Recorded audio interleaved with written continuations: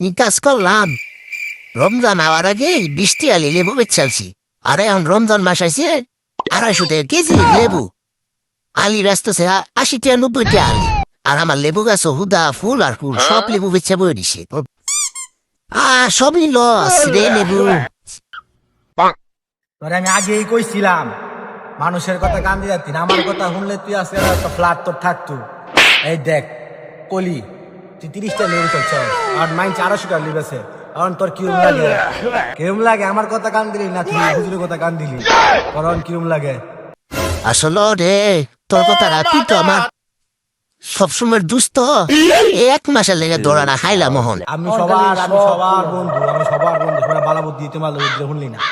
থাক তুই থাক আমি গেলাম থাক থাক আমার খাইতো না